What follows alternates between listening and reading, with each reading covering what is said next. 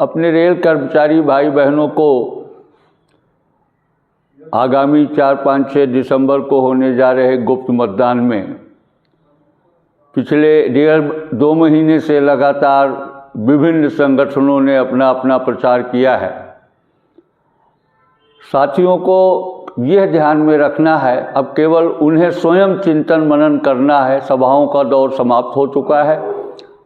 All India railway men's federation, उससे संबद्ध सभी यूनियनों ने अपने साथियों का ध्यान इस ओर आकर्षित किया है कि और संगठनों का, जो सभी राजनीतिक संगठन हैं, all India railway men's federation और उससे संबद्ध सभी यूनियनें, हम नॉर्दर्न रेलवे मेंस यूनियन के परिक्षेत्र में सभी साथियों से ये केवल यह अपील करना चाहते हैं कि चाहे आपका वेतन हो, पे कमीशन हो, भत्ते हों या बोनस हो, या आपके नौकरी में एडवांसमेंट हो, आपके कार्य की दशाएं हों, आपके जितने भी मांगे हैं, हम लोग कर्मचारी हैं और भारत सरकार के कर्मचारी हैं।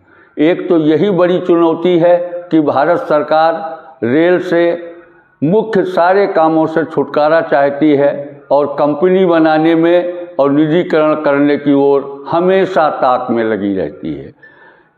दूसरी बात कि आप ये भी देखें कि जितने भी संघर्ष हुए आज़ादी के बाद, 67 हो, 68 हो, 74 हो, किन लोगों ने उस संघर्ष के आखिरी मौके पर आकर अपने को विड्रा कर लिया, और वो कौन थे जिन्होंने गोलियां खाई, शहीद हुए।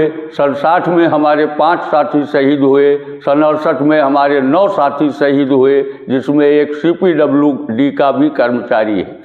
All India railway men's federation, national council JCM सारे भारत सरकार के कर्मचारियों की अगुवाई करता है। जब से 1966 से नेशनल काउंसिल JCM बनी है, तो all India railway men's federation की अगुवाई में केवल रेल कर्मचारी ही नहीं, पूरे देश का भारत सरकार का सारा कर्मचारी सुरक्षित होगा।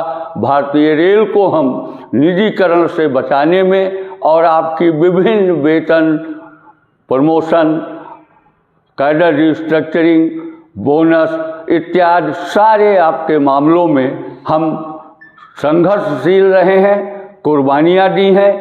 इसलिए आपसे अपील करते हैं कि भारतीय रेल बड़े नाजुक दौर में है। इस बात का ध्यान रखें कि all India railway men's federation से संबद्ध यूनियन और अपने इधर नॉर्दर्न रेलवे मेंस यूनियन, इसको सिंगल रूप में यूनियन आप all India railway men's federation की लाएं, ताकि आपका भविष्य और भारतीय रेल दोनों बची रहे। बहुत बहुत धन्यवाद।